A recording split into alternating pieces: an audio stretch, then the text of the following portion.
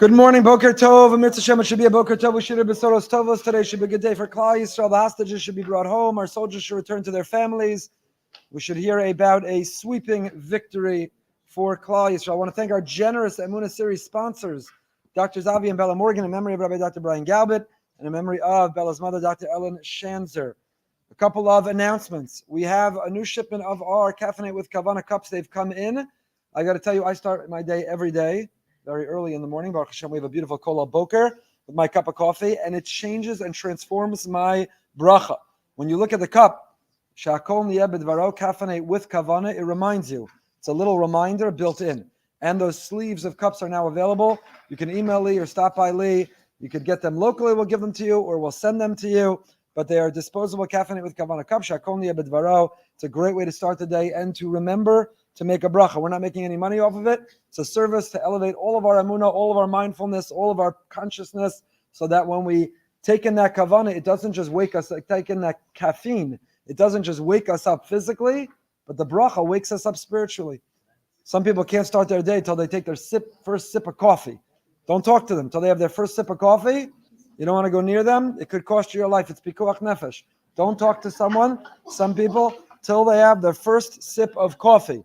Why? Because the coffee turns them into a human being. They're a zombie and a beast and an animal, and then you have a first sip of coffee, you can become a human being. So the coffee wakes us up physically, the kavanah wakes us up spiritually.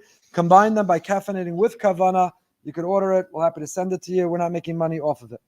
Raise your hand if you're a BRS member. Okay, if you did not raise your hand right now, you're not a BRS member. That means you're still welcome, and we love you, and we want you to come, and we're so glad and we're so grateful that you participate in our shiurim, and our classes, and our programs, and our panels, and our advocacy efforts, and all that we do. We're so happy, we're so glad, and we're grateful for whatever support you give to enable us to continue to do it. So we run an annual campaign called the BRS Global Campaign. Those who are listening, the numbers of people listening to Living with Emunah are staggering. They're shocking, they're humbling, they're mind-blowing, they're mind-boggling. I trace it all back to the emails. I think people appreciate the emails that we get, and I trace it back to people's need to connect, to feel connected, to look to live with Emunah.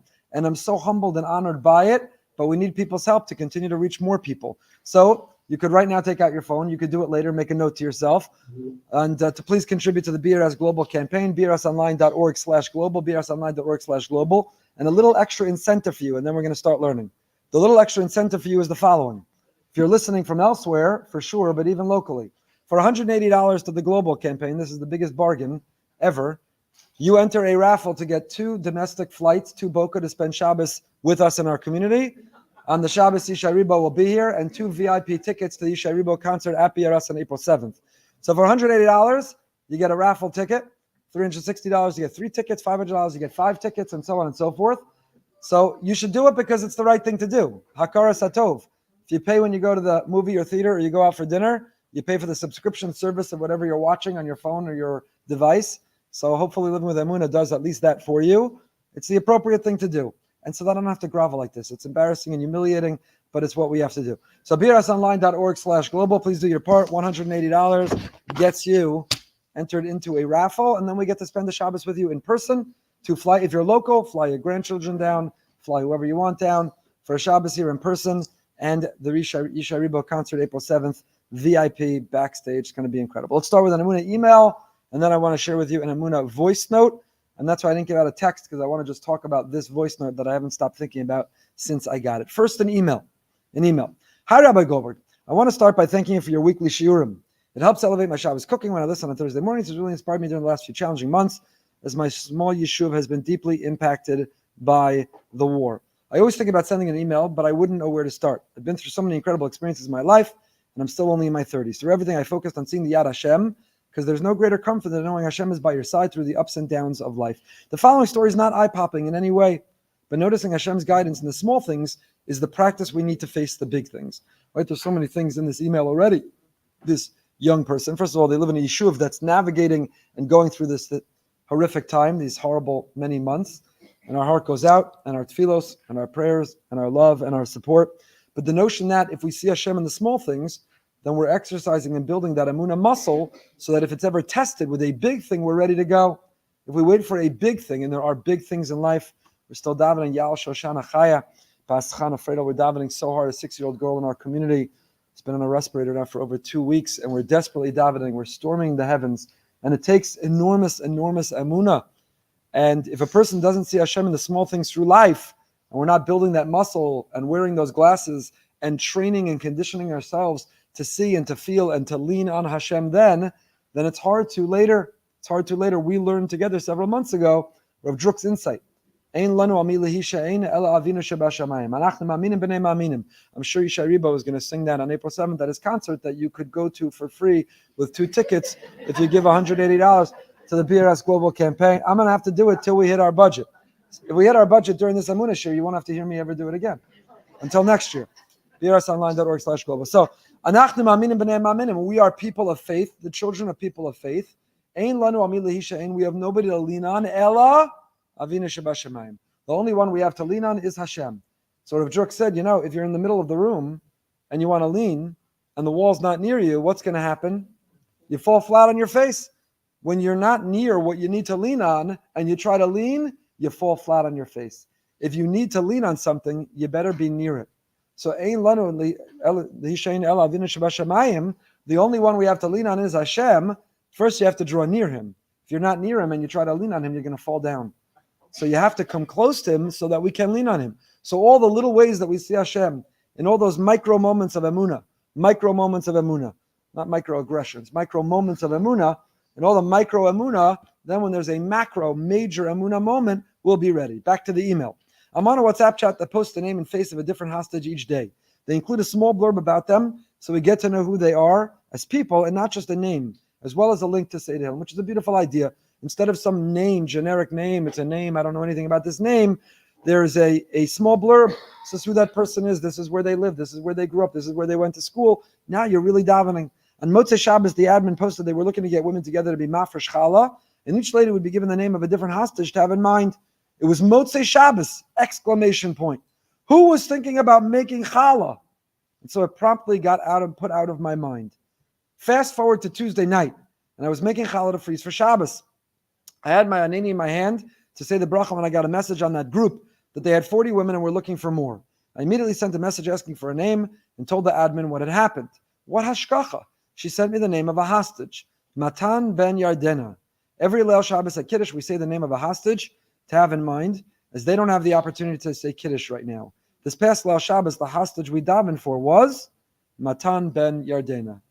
So again, a micro moment of Emunah that when she said, I'm happy to add, I'm taking challah right now, give me a name, was given the same name that happened to have gotten the Friday night before when saying Kiddush. There's so much beautiful things to get from this email. What a beautiful idea before you make Kiddush to say that there are hostages who can't make Kiddush. Let's say their name before we make Kiddush. And to be mafresh challah and to say the name and to have a blurb, not just to say a name, to know a little something about the person for whom we're davening. But again, it's a micro moment of Emunah. May Matan ben Yardena, all the other hostages be returned back to their families. When be zocher to continue to see Yad Hashem in our lives and in the coming of Mashiach, this individual writes. A beautiful, beautiful email and a beautiful message and lesson again for us. If we see Hashem in the micro moments, then chas v'shalom, when there is a large moment when we need the Emunah, we've already trained our brain. That little thing, we got the parking spot. The timing of the thing worked out. That came together just the way we wanted. We see Hashem all day, everywhere. Then when we need to see Hashem in a difficult moment, when it's hard to find Him and see Him, we'll be ready to be able to see Him. What do I want to talk to you about today? I'm tempted to play the voice note, but I don't have permission, so I won't. But a brother of a soldier who was killed left me a voice note. And he said, Rabbi, I was listening to the shir last week. He listens to Living with Emunah, which I'm blown away and humbled by. It's an honor and a privilege to give the shir, but it's easy for me, it's words. But the amount of people who've lost loved ones on October 7th and since then who are connected to our learning community is mind-boggling. And they're not learning about Emunah, they're really living with Emunah. These people are unbelievable and extraordinary. I don't want to start to list names, I'll leave them out.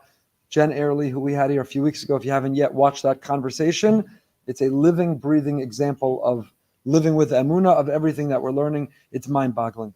So a brother of a soldier who was killed in battle, a young man himself, he leaves me a voice note and he says, I listened to the shir last week And he said, all my life I've tried to, in Modim, be grateful for all the things that Hashem does, even the ones that don't go well and I don't appreciate. A hard day, a test that I didn't do well on, my team not winning the game. I understand that everything comes from Hashem, not only the good, but it all comes from Hashem. Last week we spoke a little bit about everything Hashem does is for our best, not only the good, but even that which we perceive or experience as not good. It's all can and does trace from Hashem, and we acknowledge and we see it. So he said, in Modim anachnu lach, sha'anachnu modim lach, al sha'anachnu modim lach. It's been pointed out, one of the things that we're grateful for in Modim, al sha'anachnu modim lach, we're grateful that we're grateful. There's so many people who aren't grateful. And to live a life in the darkness, to live a life self-centered, to live a life disconnected, ungrateful people are unhappy people. There's an enormously high correlation between gratitude and happiness and joy and satisfaction. Gratitude, it's very hard for arrogant people to be grateful because gratitude is an exercise in humility. Gratitude comes from the humility to say, I needed you, I relied on you, I depended on you, and I'm grateful to you. It's a famous Rav Hutner. We've shared it many times before. Rav Hutner says it's the same Hebrew word. Same Hebrew word. Hoda'ah, modeh. Modeh means I'm grateful. Modeh-ani. Some say even women should say modeh-ani, even though grammatically it's more correct to say moda-ani. Others say no, a woman should grammatically follow what's more grammatically correct and say moda-ani. Ask your mother what she did and follow your family tradition. Moda-ani, modeh-ani. But the word modeh means, why do we say modeh-ani, not ani modeh? Ani modeh is more grammatically correct because the first word out of our mouth in the day cannot be I. It can't be ani modeh, I am grateful, because even though grammatically it's more correct to say ani modeh, I am grateful, the first word out of our mouth can't be I. That can't be the first word out of our mouth. What's the first word out of our mouth? Modeh. We wake up and we say, grateful. Grateful am I. Shechzarta bi nishmasi, that you've returned. Wow, I opened my eyes. Okay, the day's off to a good start. Before I had my caffeinate with kavana, before I had my first sip of coffee, I can be a human being. We lie in bed, and even before we wash our hands, doesn't include Hashem's name, Moda'ani. Even before we wash our hands, we open our eyes. Ooh, wow, I'm alive. Wow, that's not a given. That is not a given at all. I'm alive. Ooh, my fingers work. Oh, my eyes work. Oh, I hear the guy snoring. My ears work. Modeh ani. We're alive. My faculties are working. There's a roof over my head. Modeh ani. Grateful am I. Not ani modeh. You can't start the day with the word I. We start it with the word modeh. Grateful am I. It doesn't have Hashem's name in modeh ani. The simple reason is because we say it first thing when we wake up in the morning, even before we wash negelbasser, before we wash our hands, before we cleansed our hands. We already say, Rav Avram Shor Shlita was here earlier this year. He offered another reason. He spoke at the yeshiva, so you didn't hear this. But he said this other reason. You know why it doesn't have Hashem's name? Because who says you only say it once a day? If it has Hashem's name, you can't say Hashem's name unless you're obligated. You can't just make a shahakol when there's no cup of coffee in front of you. You have to say the bracha on something. You can't say Hashem's name unless there's a precipitator to say it. But Modani doesn't have Hashem's name. You know why? Because you could be driving down the street and you say, wow, it's a blue sky. It's a beautiful day. My family's healthy. My life is blessed. You know, I moved at 2 o'clock in the afternoon to say, Moda'ani lefanecha, melachai v'kayam, she'achzarta bi nishmasi bechemla, rabba Emunah secha. It doesn't have Hashem's name, suggests Rav Shor, so that you could say it as many times as you want to and are moved to throughout the day. Each time something happens for which you feel overwhelmed and filled with gratitude, break out a moda'ani. Who says it's only first thing in the morning? It doesn't have Hashem's name, so you could say it as many times as you want. So the word modeh means grateful. Grateful am I. It's the first word on our lips, but it can't just be lip service. You can't just mumble, jumble moda'ani while you're yelling at, get up, we got to go to school, you're late, you slept in, I can't believe you snored so loud, I didn't sleep at all last night. It has to actually sink in. Modeh ani, grateful am I, I'm grateful. Begin the day with an attitude of gratitude. It'll transform the entire day. Don't wake up miserable and fabisin and the person next to you is already in trouble before he even opened his eyes. You're angry at him, something he doesn't even know he did. Modeh ani, wake up. Modeh ani, grateful am I. Gratitude. Modeh means grateful. What else does modeh mean? Admit. Modeh means admit, admission. If you say, Goldberg, you owe me $100, I say, Ani modeh. I admit I owe you the $100. Wonders Rav Hutner, why do we have the same word to mean admit, an admission, and gratitude? We have a lot of words we can use. We don't have duplication synonyms in Hebrew. There always is a subtle difference. If we're using the same word, it means that there is a similar overlapping meaning. So what do admission and gratitude have to do with one another? Says Rav Hutner, again, we've shared this many times before, every time we take a moment to express gratitude, we're making an admission. Thank you. Thank you. I admit that I was enhanced, I was enriched, I needed, I depended, I relied on you. Thank you. Thank you. I'm admitting. Which is why the arrogant person who wants to feel independent, I don't need anyone, I don't need anything, I'm on my own, I take care of myself, they can't say thank you. They struggle to say thank you. It's like pulling a kidney out of them to say thank you. Why? Because I don't want to admit. I'm going to admit you did something for me. I'm going to admit you helped me, you enriched me, you supported me. I don't want to admit anything. So it's an expression and it's an exercise of humility to say thank you. So thankful people are humble people. Humble people are happy people. And ungrateful people are arrogant people, self-centered people, and they're miserable people. So the capacity to say, thank you. Thank you. Thank you for dinner. I don't take that for granted. Thank you for the shopping and the cooking and the time. So it's your job. We have to teach our children. Say thank you. Say thank you for the look. Thank you to the housekeeper. Thank you to the garbage person. Thank you to the custodian. Thank you whoever earned the money that paid for the food that we just had for dinner. Thank you. Thank you. We'll become more humble. We'll become more happy. So thankful. Back to the voice note. So the young man says, I listened to the shir, and in my whole life, in Modim, in Shemona Esrei, in the Amidah, when I daven, in Modim, I pause and I say, thank you, Hashem, not only for the good things, not only when I do well on the test and my team wins, and when socially things are going well and when everything's good, but I've always been able to say thank you, even when the things didn't go as well. He leaves me a voice note, he says, but Rabbi, I can't say thank you to Hashem that my brother was killed. I'm having trouble saying thank you in Modim for the loss of my brother, loss of his brother. I'm having trouble saying thank you. Tell me what I should do. That was his voice note. That was his question. So I'll tell you, before we even talk about the subject, wow, Mika Amcha Yisrael, that we have young men. I don't know, if it were me, I'm not sure I'd still be keeping Shabbos. I'm not sure I'd still be davening, getting up to Modim at all. I'm not sure. My brother, my young brother, in the prime of his life, strong and brave and courageous and giving and kind, and his brother was a very, very special person, is killed battling, fighting, defending the Jewish people by evil, wicked Hamas, murderous terrorists. I don't know where my faith would be. And his question is not, how can I have faith? His question is, I'm having trouble when I get to Modim saying thank you for this. Mika Amcha Yisrael, what a people we're part of, that we have among us young men like this, people who leave voice notes like this. And he's trying to find an answer. He went to the trouble of getting my contact information, of leaving me a voice note, of asking a question, and it was sincere. He didn't leave a voice note cursing out God and cancel the Emunah shir, and there is no God, how could he do this? And enough of that, explain it to me, how could God do this? Where is he, why was he? He didn't say any of that. That was not his answer. He said, I'm having trouble saying thank you. He says, I'm having trouble saying thank you. How do we say thank you? How do we say thank you? I'm having trouble saying thank you. So, I want to address that question. And there was another email I was supposed to read this week, which I'm going to read next week. It's also a lot like this. I want to address this question. Is there an expectation that one is supposed to say thank you when their brother is killed in a war?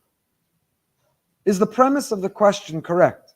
The premise of the question is we have to say thank you to Hashem for everything, even a tragedy that we suffer.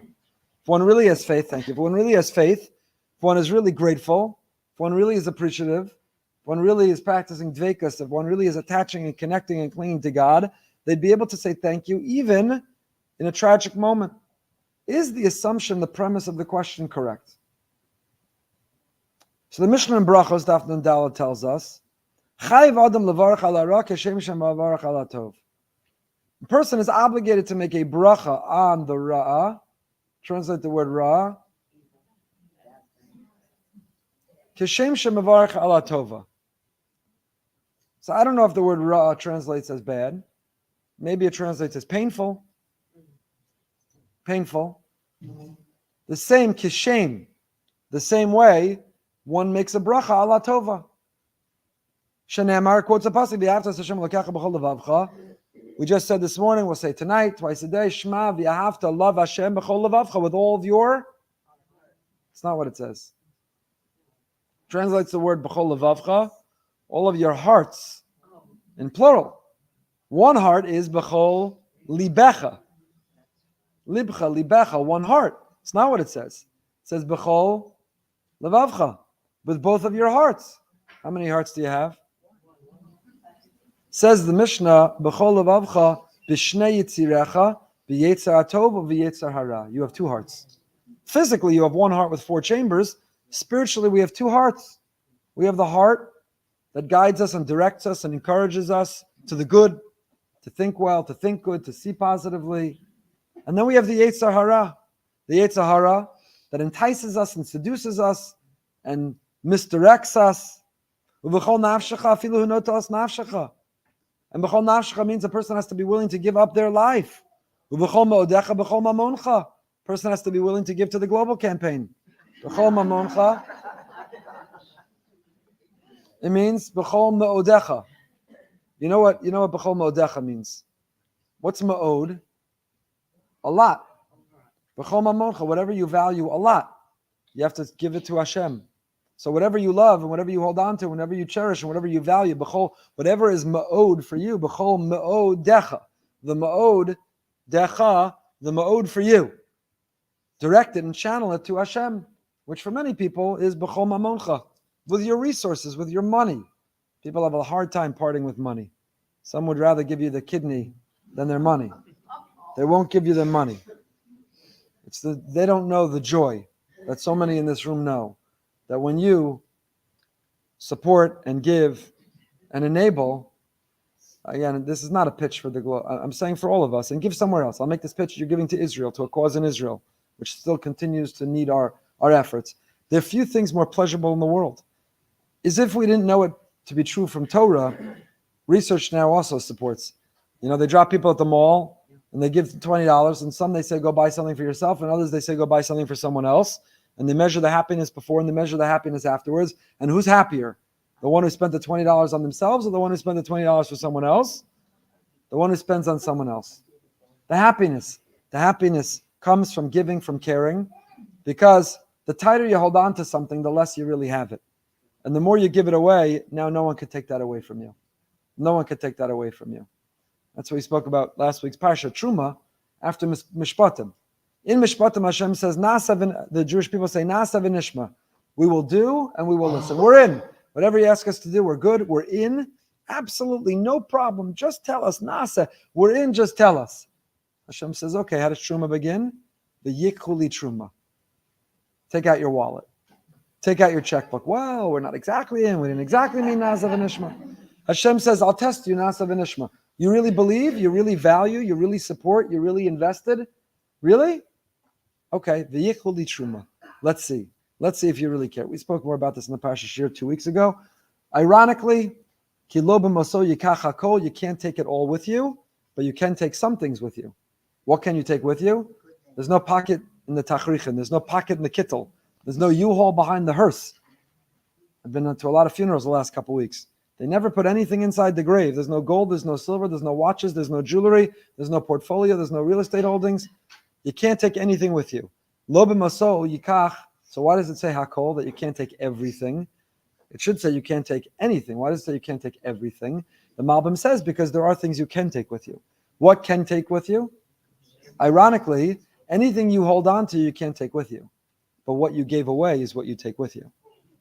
It's paradoxical. What you gave away, you could take with you. What you hold on to, you can't take with you. Too many don't understand, don't know, don't experience the joy, the pleasure. It's the greatest geschmack in the world. When you help and you enable and you support and you enrich and you empower, that feels so good, and it's so tragically sad. Some don't know that feeling. So that's what the pasuk says. V'yahavtas Hashem Elokecha. Love Hashem b'chol levavcha, with both of your hearts. Not only the Yetzer Tov. It's easy to love Hashem with the Yetzer Tov because the Yetzer Tov is telling you love Hashem. What about the Yetzer Hara? How do you rechannel and redirect the Yetzer Hara? B'chol nafshecha, afilu notas nafshecha, are we willing to give up our lives? These soldiers, the soldier we're talking about, when they cross that line, go into Gaza, and they take that deep breath. And behind the bima, we interviewed one of those soldiers who talked about, when you go into Gaza, on your way in, they look at your dog tags, you're wearing something else that they check to make sure it matches. It's a real moment of truth, a real gut check. He described your whole life flashes before your eyes when you realize this isn't fun and games. This isn't a video game. You may not be coming home. And the people you just hugged and said goodbye to, you may never see again. That's b'chol nafshecha. Are you ready? Afilu hu notelas nafshecha. And therefore the admiration, the appreciation, and the awe, not just right now, this war will end, but these soldiers will carry the scars of this battle forever. And we, in a year and 5 and 10 and 20, need to remember these heroes and what they're doing every time they're crossing into Gaza. B'chol nafshecha, u'b'chol modecha, b'chol mamoncha, or the alternative interpretation, b'chol ma'odecha, b'chol mida u'mida shu moded lecha have moded lo. However and whatever he's doing to interact with us, we reciprocate to him. B'chol ma'odecha, however he's modeh to us, we're modeh lo, we connect, we reciprocate. So the Mishnah says, kishem, the same way that you're mavarach chayvad levarach al hara, kishem shem mavarach al tova. So that's why this young man is leaving me this voice note, and he's saying, you know, if I got a knock on my door, Ed McMahon, I don't know if any of you know what I'm talking about still. And he says, good news, Goldberg, you don't have to fundraise anymore for the Capital Project or for the global campaign. I'm here to tell you, you've won, what did they win? The sweepstakes, something? Something, Publishers Warehouse. You won the lottery. Good news. Good news. It's possible that every few weeks I buy a Powerball ticket because I'm sick of all the fundraising. So let's say I won I'd make a bracha. Baruch atah Hashem Elokeinu melech haolam hatov ha'meitiv. Wow, Hashem won the lottery. It's unbelievable. Hatov ha'meitiv. Do you know you make that bracha, the birth of a child? Shechianu hatov ha'meitiv. There's a birth of a child. I won the lottery. A healthy baby was born. A healthy baby is born. That is not less than winning the lottery. You know who knows that? When a healthy baby is not conceived, when a healthy baby is not born. That's who knows that. Sadly, too many expected it. They know it's coming. You know, now they get all caught up in fighting over what the name should be and who should cater the bris or who's going to host the whatever, or when can I get rid of the baby weight and whatever differences, whose parents are coming to help and whatever. Take a pause and realize if you have a healthy baby, that is not less than winning the Powerball. When the doctor holds that baby and says it's a healthy baby X, that is better than Ed McMahon knocking on your door saying you won the lottery. It's a tragedy that we don't know and appreciate that. It's huge. So you win the lottery, you make a bracha, tova metiv. And Khalila, there's a knock on the door, and it's the IDF spokesperson who's come to tell you the bad news. So the Mishnah says, Chayiv levarich, you make a bracha. And what bracha do we make? Baruch atah Hashem Elokeinu melech haolam, with Shem Malchus, we use Hashem's name, Dayan HaEmes. By the way, the Shulchan Aruch records, based on the Gemara, sometimes both brachas can happen simultaneously. The Gemara records, if a person learns that their parent passed away, which means simultaneously they just inherited a fortune, they make the bracha hatova metiv on the fortune, and they make the bracha dayana emes on the loss of their parent. And there's room in the heart to feel two emotions simultaneously. But kishem, the same intensity, the same fervor, the same mindfulness, the same passion, the same commitment, kishem. And that's why this young man says, how? How can I make a bracha? How in Modim can I thank Hashem? So here's my answer. Totally unqualified to answer. Here's my answer to a young man who could even ask such a question, that Mika Amcha Yisrael, we have such young men. I don't know if he's married or single. If he's single, I want to get his resume, because whoever is going to be lucky enough to marry, that he could even ask such a question. So if you're listening, Yehuda, and you're single, let me know, because whoever will marry you will be lucky that you could even ask such a question, such a relationship you have with Hashem, that you want to work out how in Modim you could thank him even for this. So the Meiri on the Mishnah, the Meiri, Menachem Meiri, writes, Al kol ma sheyigiu me'in tov mutav, u'lahakir sha'kol balo me'es Hashem. The Meiri says, the bracha that one makes is not because you feel grateful. The kishem doesn't mean that you make a bracha just like it was good news when I won the lottery. It's good news when I was informed of the tragedy. No, the expectation is not that the reaction is that it's good news, that we see the ra as tov. That's not the expectation. Says the Meiri, whatever arrives at your doorstep, whatever knock is at the door, lahakir shahakol ba'lo me'es Hashem. The expectation is to realize that just like when I won the lottery, that wasn't random. It wasn't chance. It wasn't happenstance. It was orchestrated and organized from above. It was divine. It was Hashem's plan. So too, whenever the tragedy occurs, not that you need to or should feel grateful for it, it's painful. It's unbearably painful. Feel sad and grief and experience the pain, but no, it too is not random, and it too is not chance, and it too is not happenstance. It too is from Hashem. The kishem is not that the emotion should be the same, says the Meiri. The kishem is not the same emotion of gratitude. The kishem is not see them both as good. The kishem is see them both as coming from Hashem. So you'll say, but why make a bracha? Just because you know or see that it came from Hashem and that it's not random or chance, why does that mandate a bracha? So what's the root of the word bracha? Brecha. What is a brecha? A spring, a flow. Bracha doesn't mean gratitude. Every time we say the word Baruch, Baruch Ata Hashem, and we're supposed to say it 100 times a day, should say it 100 times a day. You remember Max Spector from back in the Emunah shir when he sent the cards with the paper clips to make 100 brachas a day? A listener from New York who sent in those cards. Anyone? He was here this past Shabbos. Anyway, so 100 times a day we're supposed to make a bracha. We should know what the word Baruch means. Baruch, brecha, a flow. That whatever that I'm making a bracha on, it flows from and it comes from Hashem. It didn't just appear out of nowhere. It's not random or chance. It all, bracha, baruch, brecha, it is a flow. It is all flowing from Hashem. So that's what it means. Chayav adam levarich. You have to see that it all flows from Hashem. Kishem. The intensity is not to see it all as good. The intensity is not to be grateful for it all. The intensity, the kishem, the bracha, is that it's not random. Says the Meiri, that's the expectation. The Rambam understands it differently. The Rambam in his Perish Mishnayos, Zed davar muskal itzel nevonim, afa pishal yisir alav Torah, lefi shaharbe dvarim nachshav nora b'tchilasam, v'sofa mevi'in tova gedola. There are many things that things seem that they're bad at the beginning, and then you realize why they're good. V'harbe dvarim nachshavim b'reishis tov, yesofam ra. And some things seem amazing and fantastic at the beginning, and they turn out to be disastrous and terrible. So when you live life and you know just how unpredictable it is, when you know just how little we see, perceive, or understand, when you know how much we don't comprehend, the things we thought were amazing turned out to be a disaster. The things we thought were a disaster turned out to be amazing. So when you know that, that we don't see with the perspective to really assign a value and appreciate, is this good or is this bad? So now you can make the bracha to shame.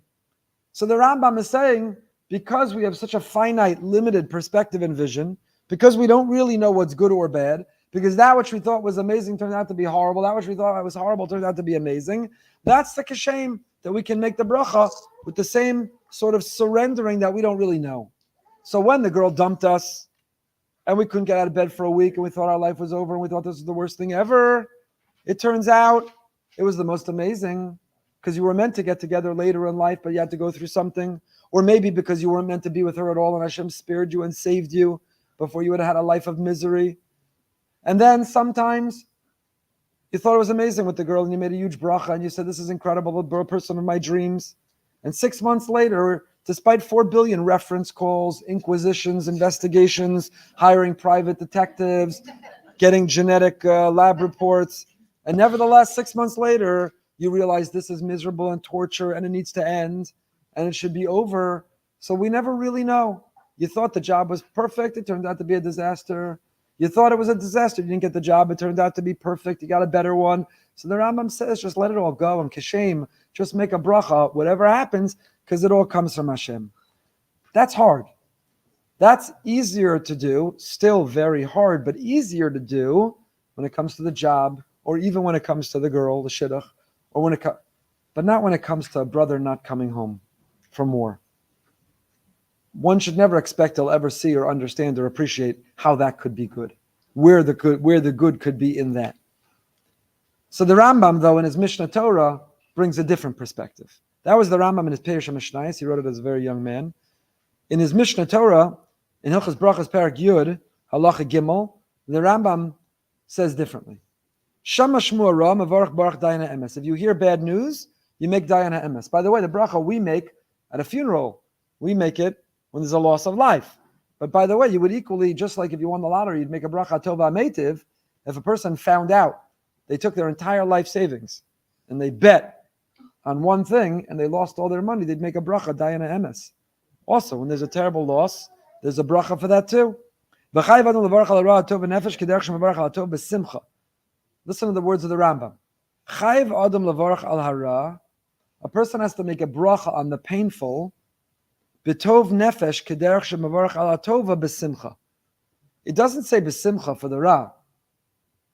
The same way that you make a bracha on the good besimcha with joy is the same equanimity, hishtavus, calm, tranquility, knowledge it's from Hashem that you make a bracha ala ra. Shenemar, v'yatos Hashem lokecha, and he quotes the pasuk, v'chol ava yiser shenestavinu b'shafilu b'ish yitzur liyoda v'yishabech b'simcha. So the Rambam here is not saying that kishem means the same way you make a bracha b'simcha, same way someone knocks on the door, you won the lottery, the same way they announce it's a healthy baby, mazel tov, you make a bracha b'simcha. Ooh, I'm so happy. I have a skip in my step. I'm still filled with such incredible joy. So now when you get a knock on the door and you heard terrible, tragic news, you have to make the bracha b'simcha. The Rambam does not say that. What he says is the same way, what we were saying, the same way you know the good news is not random or chance but comes from Hashem. Take a moment and pause and acknowledge that, lean into that. The same way when there's bad news and you feel the opposite of simcha, grief, but also pause and say, I know this too is from Hashem. It's not random, it's not chance, it's not happenstance, it's not meaningless. It has a meaning. I don't know what it is, and it's also from Hashem. And that's how the Shulchan Aruch records. Shulchan Aruch records Orach Chaim Siman Reish Chav Beis, Halacha Gimel, the Rambam. Chayv Adam levarach al ra b'dash shleima u'v'nefesh chafitza. Shulchan Aruch does not say you have to make a bracha for bad news b'simcha. Shulchan Aruch records Chayv Adam levarach al ra b'dash shleima u'v'nefesh chafitza. Kederach shemavarach b'simcha al hatova. If, God forbid, one hears bad news, the demeanor, the manner in which they interpret it, in which they hear it, in which they experience it, the kashem is with the same hishtavas, equanimity, the same experience and knowledge and confidence that it's from Hashem. B'dash shlema. What does b'dash shlema mean? It means one doesn't lose their mind, one doesn't lose their faith, one doesn't lose their fortitude. B'dash shlema. To cry and to grieve and to mourn and to experience and even lean into the pain, but all informed and inspired by the awareness that it's from Hashem. The same way when you hear great news, you don't have to stop and say, well, is this from Hashem? Not from Hashem. I want to think, I need to should I be happy? Let me feel happiness. The instinct, the intuition, the instant response is b'simcha, equal and opposite. The instant response to the ra has to be a dash shlema. Ki hara lo avdei Hashem is simcha v'tovasam. K'em shemekama me'ava ma shegazer alav Hashem nimtza shekabos ra zu oved es Hashem she simcha lo. And then the Shulchan Aruch adds another idea, and he says, even the person who experiences the horrible bad, there is something good in it, not the loss and the bad. The good in it is the now opportunity they have to connect to Hashem that the other person doesn't have. You know, if you skip through life, listen to what the Shulchan Aruch is actually in essence saying. This is unbelievably powerful.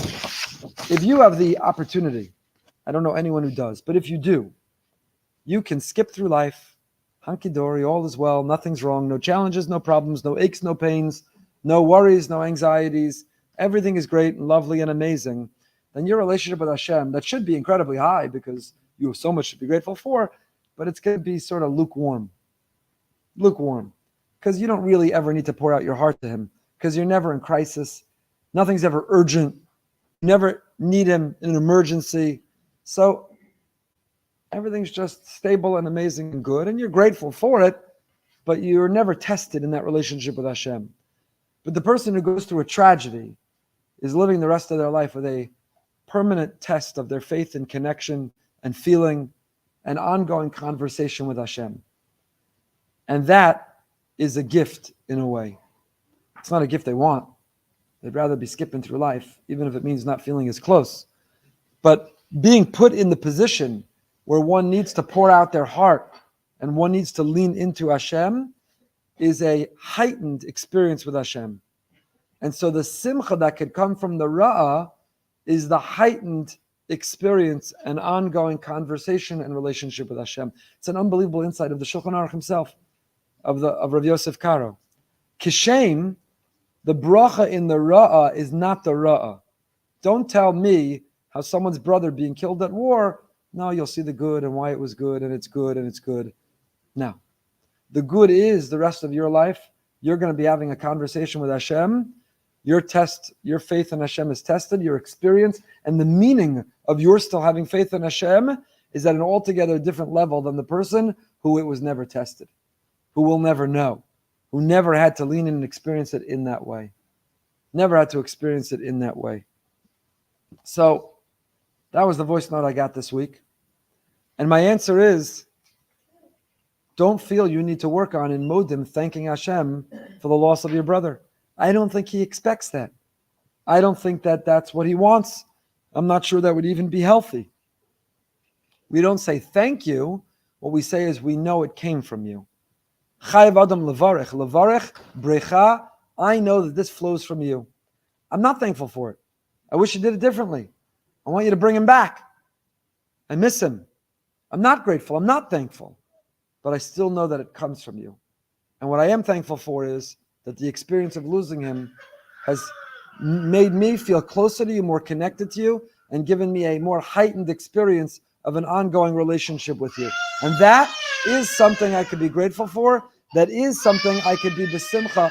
That is something I could be besimcha over. So I'm grateful he took the time. I'm in awe. I'm in awe that's something he was even struggling with. I'm in awe he was struggling with it. And I'm grateful he took the time to be in touch. And that is what I would answer.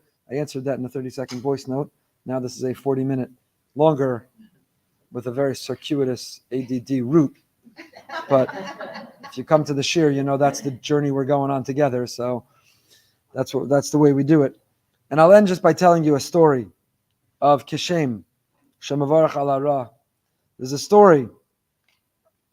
The Rebbe of Shmelka of Nikolsburg went to his brother, the Maggid of Mizrich, and he said, how is it possible to fulfill this Gemara?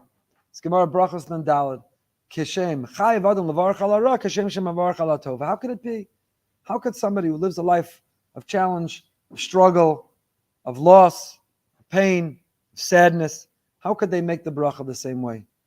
So the Holy Maggid, the Maggid of Mizrich said, it's a good question, it's a tough question. Go to Anapola and go find the Rebbe Reb Zusha. The only one I know who can answer this question is the Rebbe Reb Zusha. So go make your way to his base medrash, go make your way to Anapola and find the Rebbe Reb Zusha. So he went to the base medrash of the Rebbe Reb Zusha, and he first was interacting and first observing. And the Rebbe Reb Zusha lived in abject poverty. He had nothing. He had a roof that was half leaks, water came in. He lived in poverty, didn't have enough to eat, couldn't feed his children. The clothing was worn out and torn, falling apart. He had children that had illnesses and lost children.